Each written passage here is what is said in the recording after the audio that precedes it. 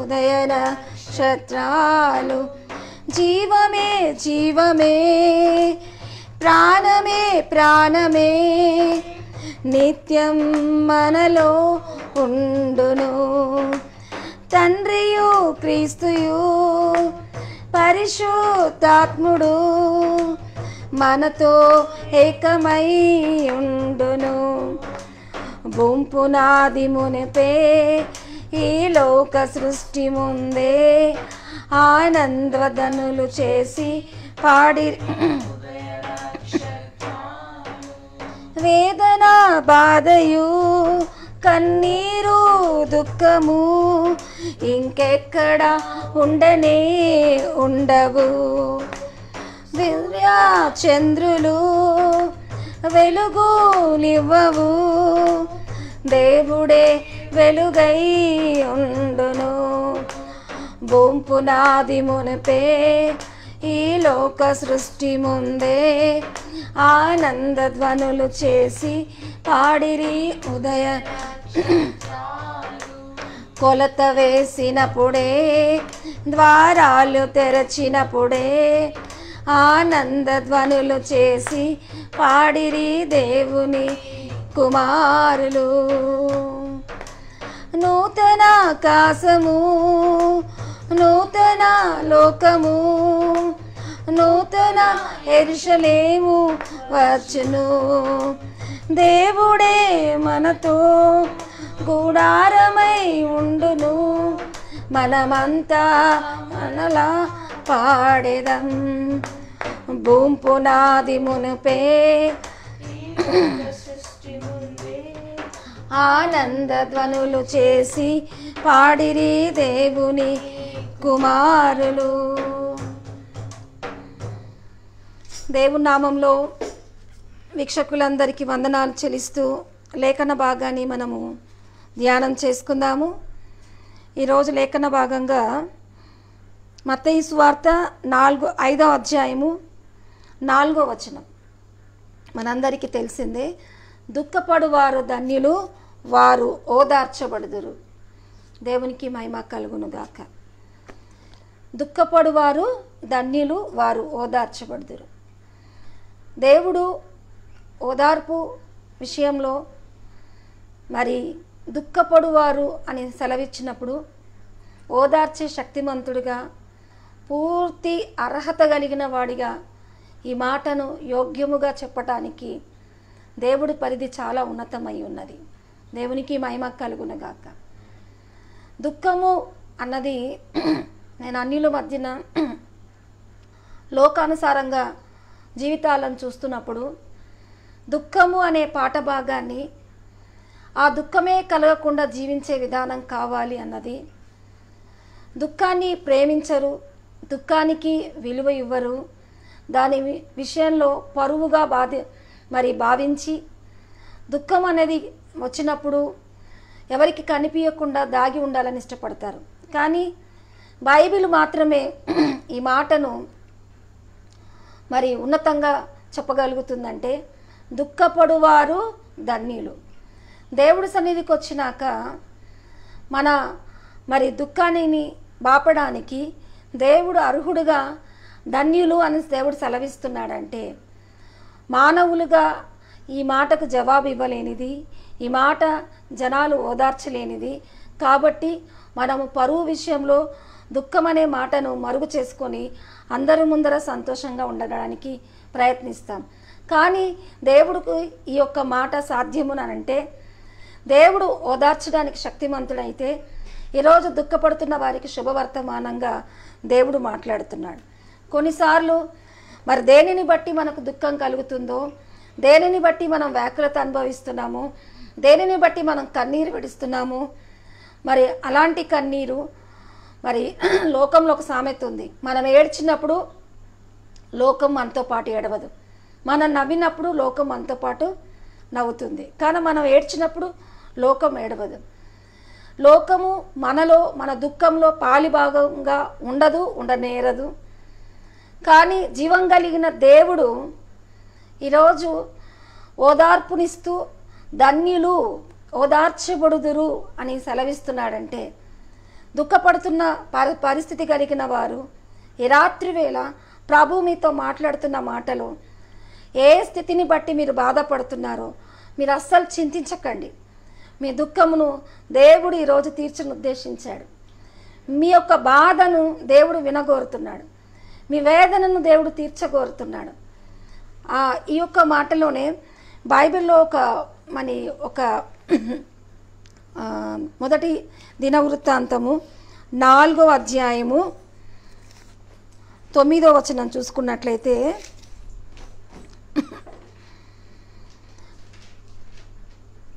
ఎబ్బేజు తన సహోదరుల కంటే ఘనము పొందినవాడై ఉండెను. వేదన పడి ఇతని కంటినని తల్లి అతనికి ఎబ్బేజు అని పేరు పెట్టాను. ఎబ్బేజు అని మరి బిడ్డ పుట్టినప్పుడు ఆ తల్లి ఆ బిడ్డకు ఎబ్బేజు అని పేరు పెట్టింది. ఎబ్బేజు అనగా వేదన పుత్రుడు అని అర్థం. అయితే లోకంలో వేదన, లోకంలో దుఃఖము, లోకంలో కన్నీరు, లోకంలో బాధ, ఇవన్నీ పరువు అన్న మాటలో మనం బాధపడతాం. కానీ ఒక తల్లి తన కుమారుని కన్నప్పుడు కలిగిన వేదనను బట్టి ఎబ్బేజు అని పేరు పెట్టిన ఆ ఎబ్బేజు అని వేదన అని నష్టజాతకంలాగా ఆ పేరు కలిగిన ఆ ప్రియ కుమారుడు మరి ఆయన జీవిత విధానం చూస్తే తన సహోదరుల కంటే ఘనము పొందినవాడై ఉండెను అని రాయబడి ఉన్నది. అంతేకాదు 10వ వచనంలో చూస్తే ఎబ్బేజు ఇశ్రాయేలీయుల దేవుని గూర్చి మొరపెట్టి, నీవు నన్ను నిశ్చయంగా ఆశీర్వదించి నా సరిహద్దును విశాలపరిచి నీ చెయ్యి నాకు తోడుగా ఉండ దయచేసి నాకు కీడు రాకుండా దానిలో నుండి నన్ను తప్పించుము అని ప్రార్థింపగా దేవుడు ఆయన ప్రార్థన విన్నాడు. ఆయన పుట్టుకే మరి తల్లి ఆయాసపడి ఆ పేరు పెట్టిందంటే, తల్లికి ఎంత దుఃఖం కలిగితే ఆ పేరు పెట్టిందో, మరి ఆ పేరు కలిగిన అతను మరి నా తల్లి ఈ పేరు పెట్టిందంటే ఆ పేరును బట్టి అతను ఎంత బాధపడి ఉండొచ్చో. కానీ అతను చేసిన ప్రార్థనను బట్టి ఓదార్పు పొందాడు అని అంటే తన సహోదరుల కంటే ఎక్కువగా దీవించబడ్డాడు. అంతేకాదు ఆయనకు మరి ఏ పిల్లలకైనా మొదటి స్థానం తల్లిదండ్రుల స్థానం.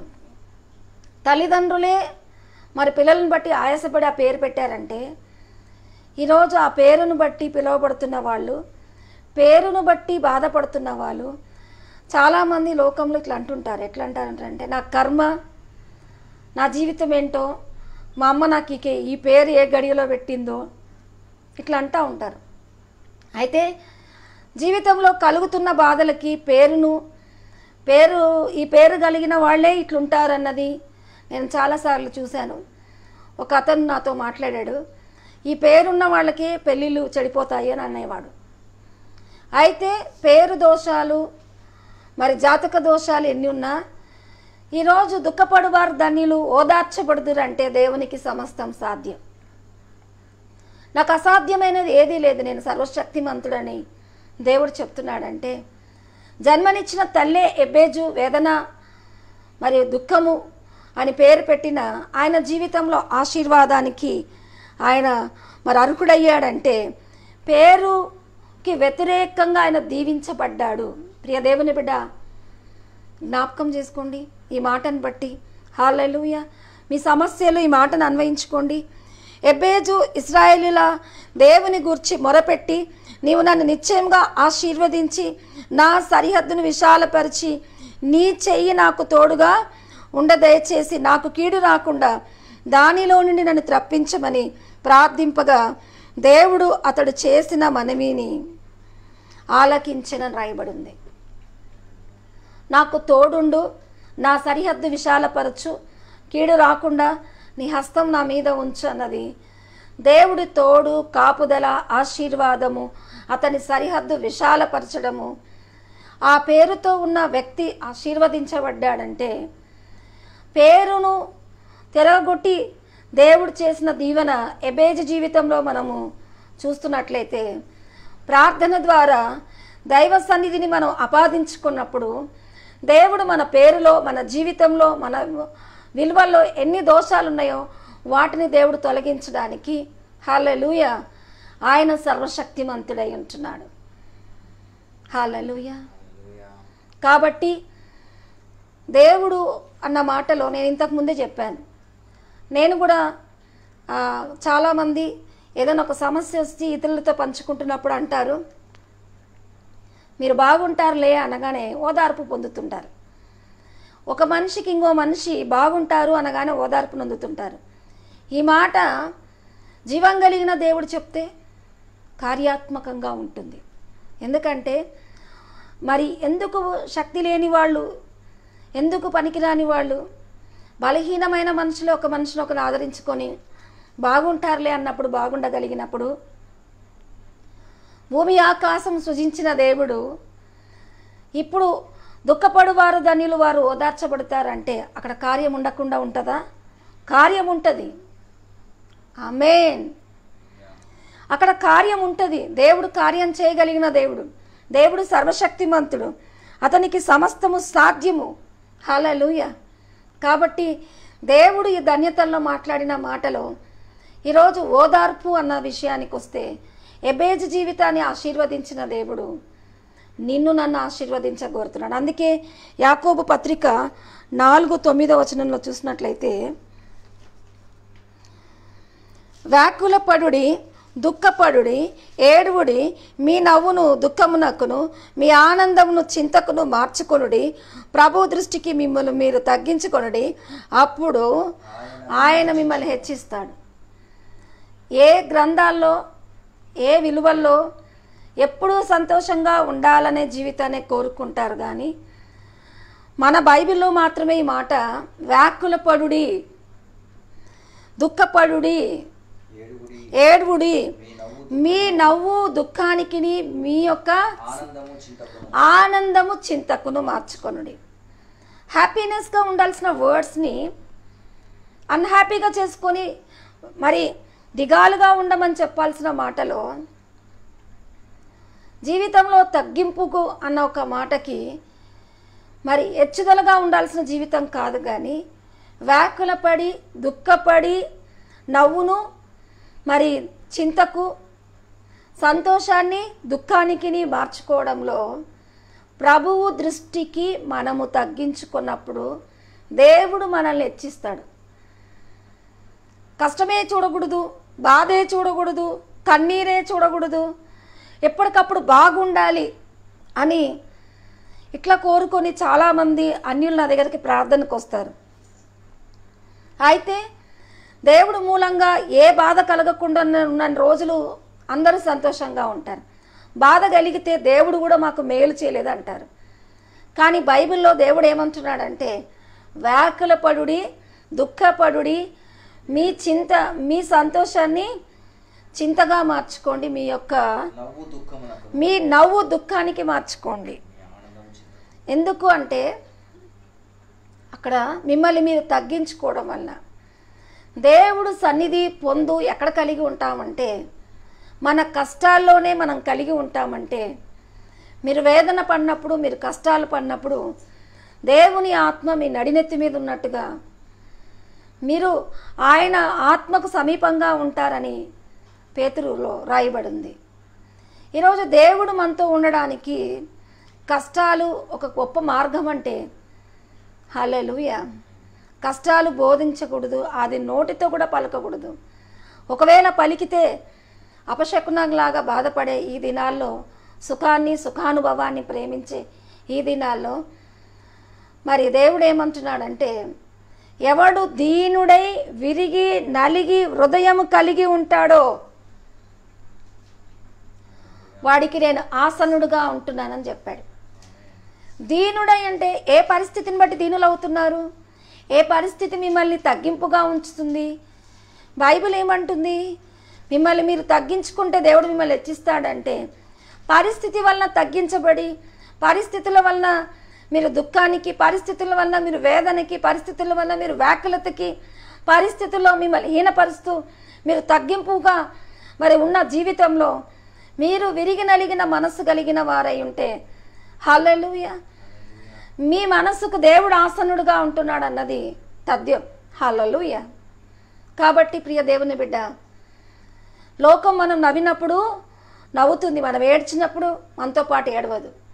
కానీ మన దుఃఖంలో పాలి భాగస్థుడై ఉండి దుఃఖపాడు వారు ధన్యులు, వారు ఓదార్చబడతారంటే, ఓ తల్లి మరి తన కుమారుడికి పెట్టిన పేరుకు వ్యతిరేకంగా దేవుడు దీవించగలిగింది. ఈరోజు ఏ పరిస్థితి నిన్ను మరి దీనస్థితిలో ఉంచుతుందో నీ దేవుడు నిన్ను ఆశీర్వదించడానికి, ఎబ్బేజును దీవించిన దేవుడు నిన్ను నన్ను దీవించడానికి ఇష్టపడుతున్నాడంటే, మీ పరిస్థితిని బట్టి ఏమాత్రం అధైర్యపడకండి.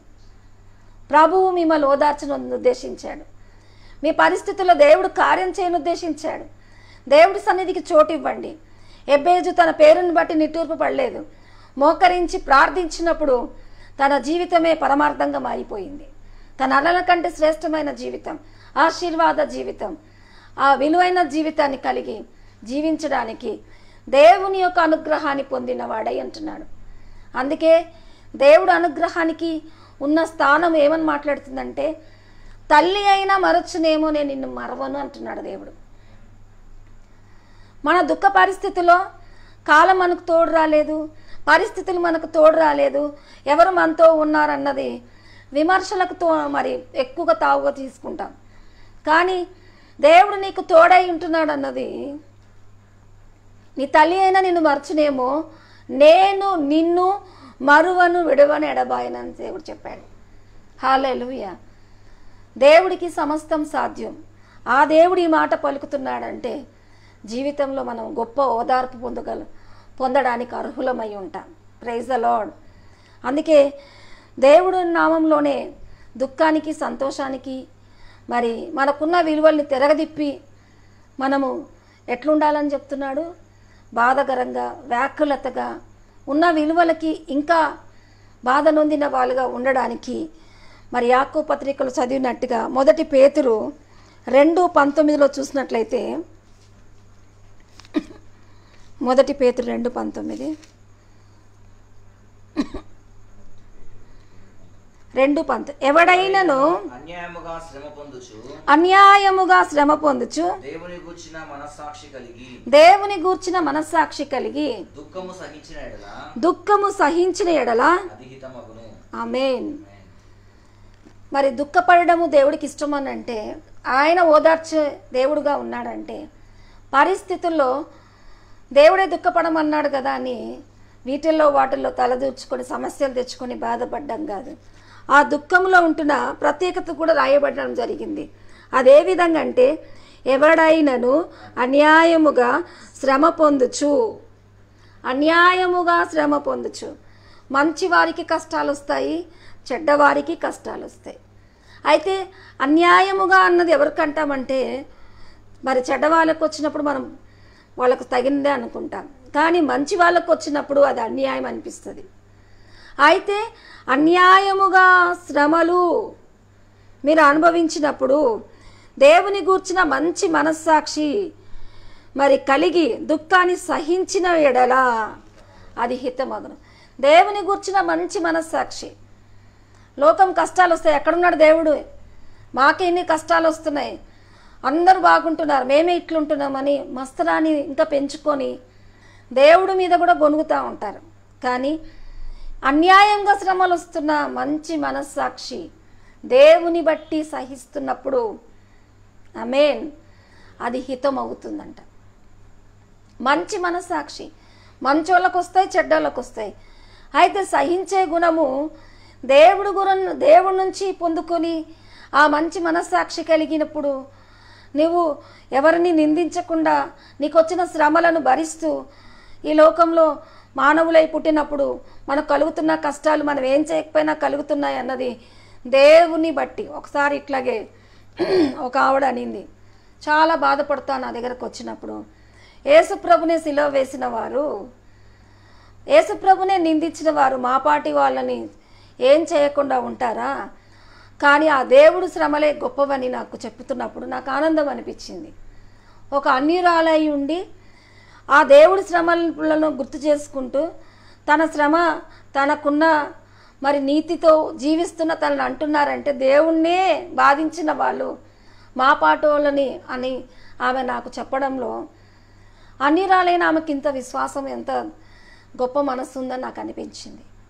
కొన్నిసార్లు దేవుని బట్టి మంచి మనస్సాక్షితో కష్టాలు మంచోళ్ళకు వస్తాయి, చెడు వాళ్ళకు వస్తాయి. సహించినప్పుడు మీకు హితం అవుతుందంటే ఆ హితము ఈరోజు దేవుడు మీకు ఇవ్వగోరుతున్నాడు. ఆమేన్. శ్రమ నొందుతూ, బాధపడుతూ, ఇరికించబడుతూ, ఇబ్బందులతో ఉన్నవారు, ఏ స్థితి మిమ్మల్ని దుఃఖపరుస్తుందో దేవుడు ఈరోజు మీతో మాట్లాడుతున్నాడు. దుఃఖపడువారు ధన్యులు, వారు ఓదార్చబడుదురు.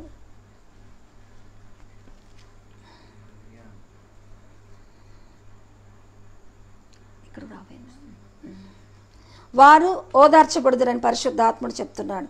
అంతేకాదు సామెతలు 4:14-10 చూసినట్లయితే,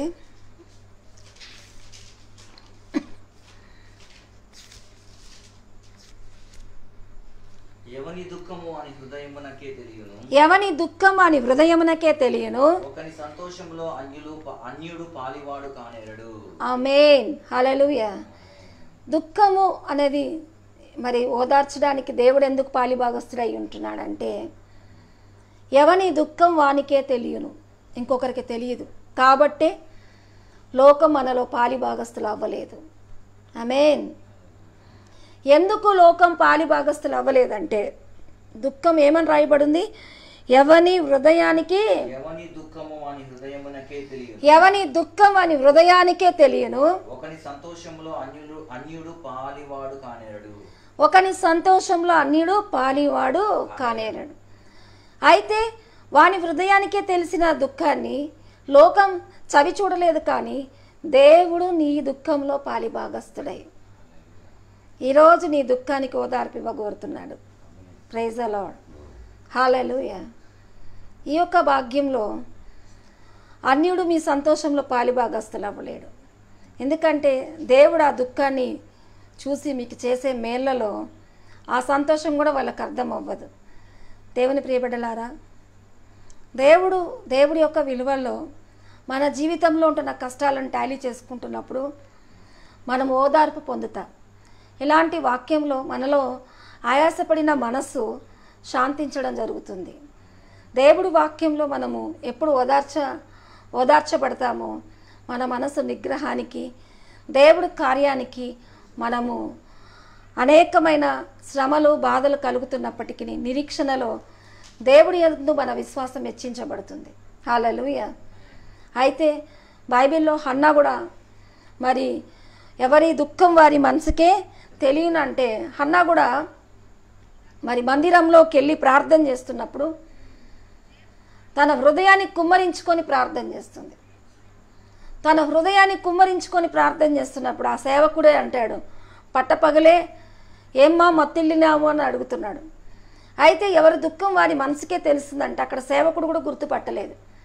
ఆమె ఉదయకాలంలోనే మందిరంలో పట్టపగులు మరి ఆ మత్తిల్లినట్టు చేసే ప్రార్థన ఏంటంటే తన మనస్సును కుమ్మరించుకొని ప్రార్థన చేస్తుంది.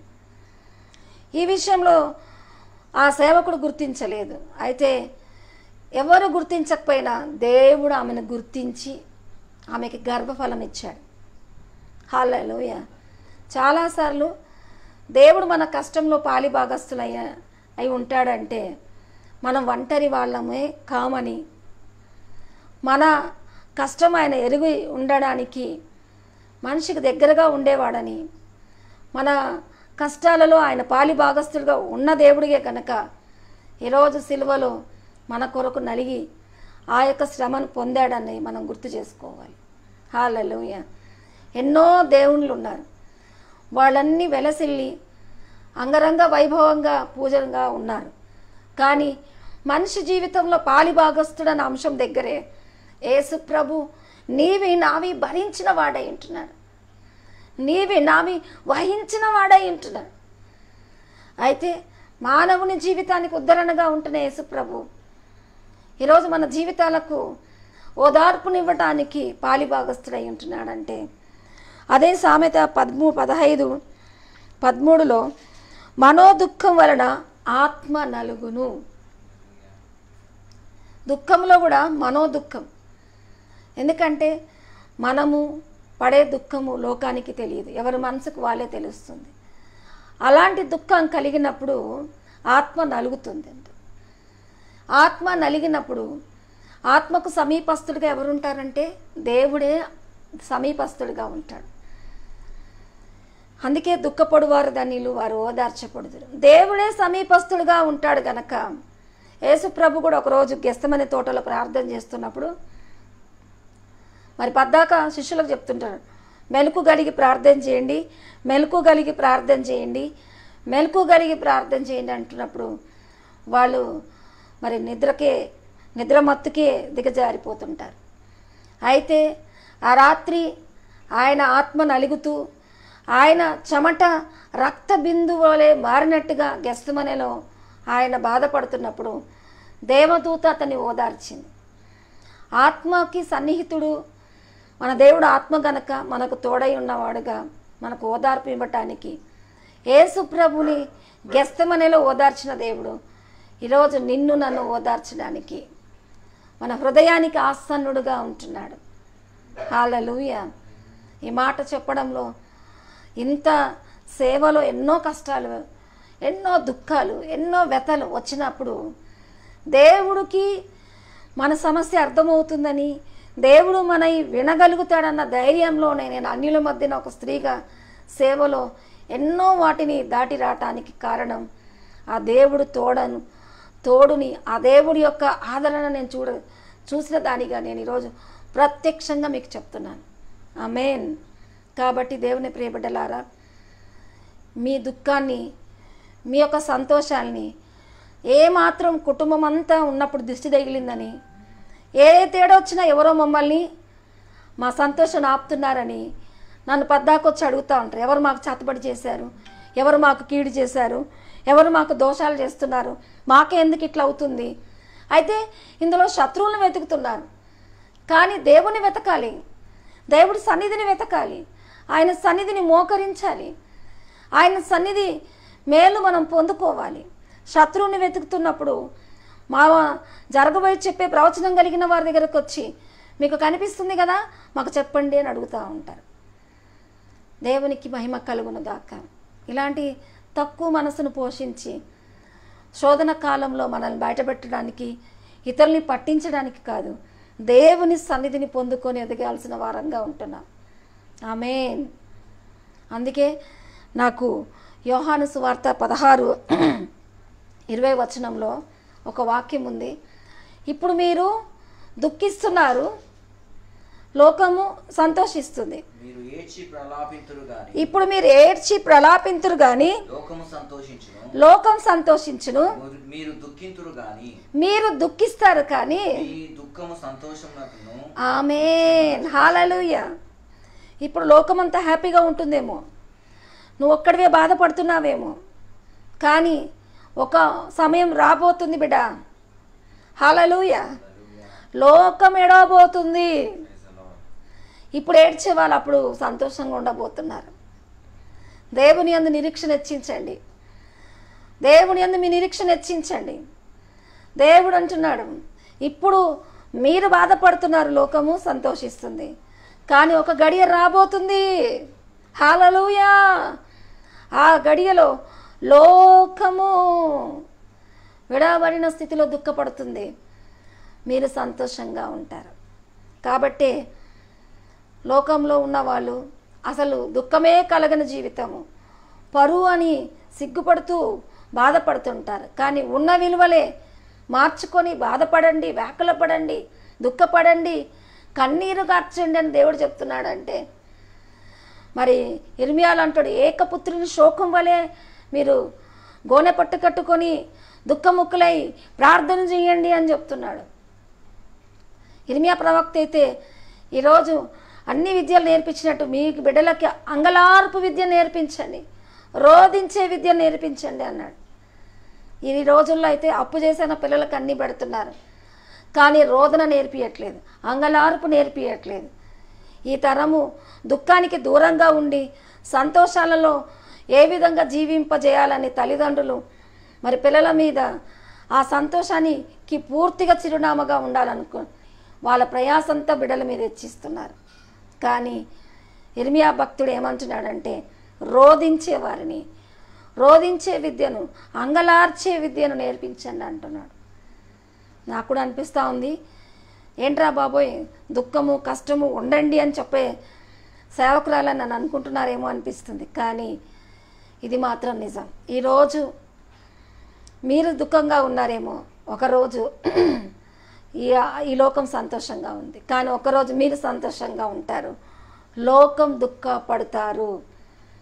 ఎందుకంటే ఈ యొక్క కష్టాలు మంచి వాళ్ళకు వస్తాయి, చెడు వాళ్ళకు వస్తాయి. కానీ దేవుని బట్టి మంచి మనస్సాక్షి కలిగి మీరు ఈ కష్టాలను ఫేస్ చేస్తే దేవుడు ఏమంటున్నాడంటే మీకు అది హితమవుతుంది.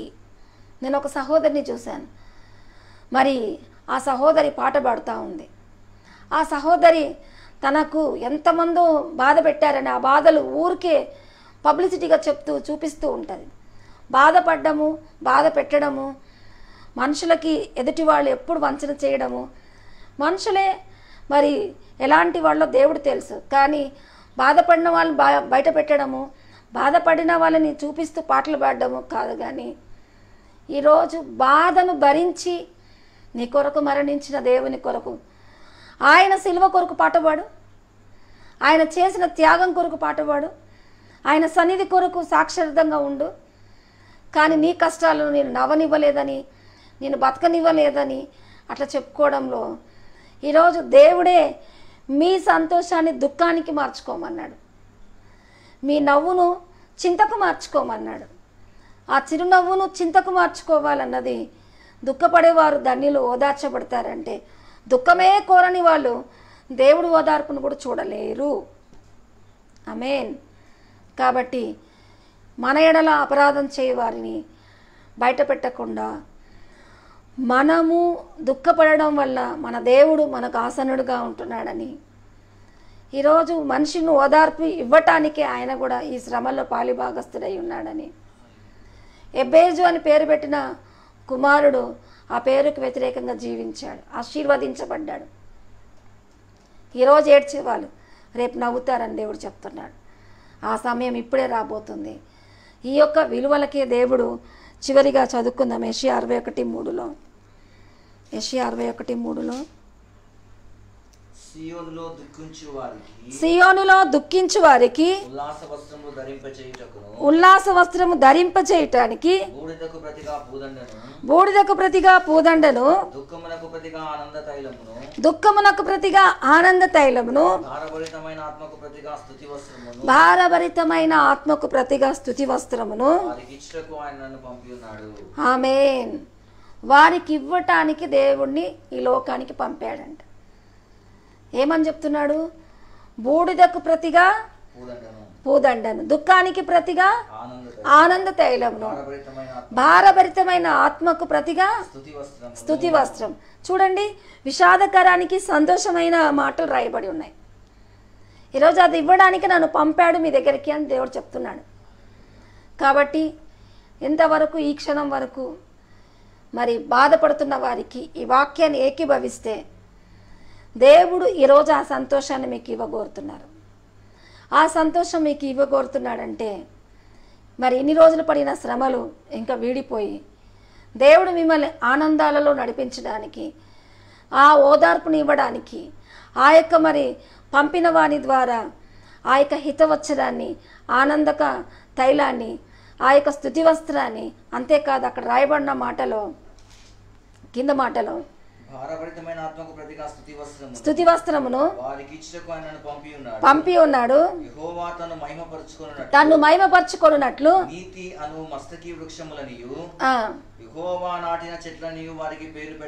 ఆమేన్. దేవుని బట్టి మీరు ఈ శ్రమలన్నీ భరించారు కాబట్టి తాను నాటిన మొక్కని మీ ద్వారా మహిమపరచబడ్డానికి ఈ సంతోషం మనకి ఇవ్వగోరుతున్నాడు. దేవుడు మాటల్లో ఇంతవరకు పాలిభాగస్తులైన ప్రతి బిడ్డ, ఏ స్థితిని బట్టి నువ్వు తగ్గించబడుతున్నావో, ఏ స్థితిని బట్టి నువ్వు అగౌరవించబడుతున్నావో, ఏ స్థితిని బట్టి నువ్వు వ్యాకులత పడుతున్నావో, ఆ స్థితిని ఈరోజు హితవచ్చరంగా మార్చడానికి, మీ యొక్క విషాదాలన్నీ సంతోషాల కింద మార్చడానికి, దేవుడు మీ ద్వారా మహిమ పొందడానికి ఆయన మీకు ఓదార్పునివ్వగోరుతున్నాడంటే ఈ విషాదమైన మాటలు కొట్టివేసి ఈ సంతోషాలు, ఈ యొక్క ఆనందాలు, ఈ యొక్క విలువలు ప్రభు మీకు ఇవ్వడానికి కోరుతున్నాడు. దేవుడి నామంలో ఏకీభవించిన వారంతా ఆయన సన్నిధిని ఇప్పుడు కలిగి ఏకీభవిస్తుండగా నేను ప్రార్థన చేస్తాను. భూంపునాది మునుపే ఈ లోక సృష్టి ముందే ఆనంద ధ్వనులు చేసి పాడిరి దేవుని కుమారులు. కొలత వేసినప్పుడే, ద్వారాలు తెరచినప్పుడే ధ్వనులు చేసి పాడిరి దేవుని కుమారులు. జీవమే జీవమే, ప్రాణమే ప్రాణమే, నిత్యం మనలో ఉండును. తండ్రియు క్రీస్తుయు పరిశుద్ధాత్ముడు మనలో ఏకమై ఉండును.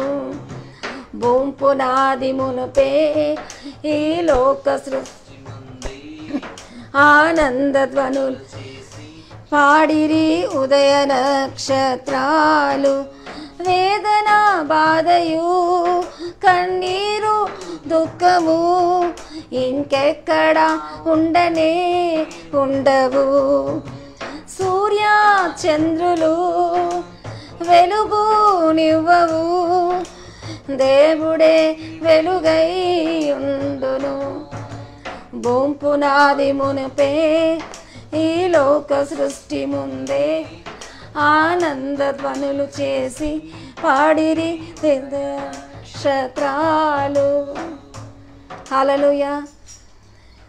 ఈ వాక్యాన్ని ఏకీభవిస్తున్న ప్రతి ఒక్కరి కొరకు నేను ప్రార్థన చేస్తున్నాను.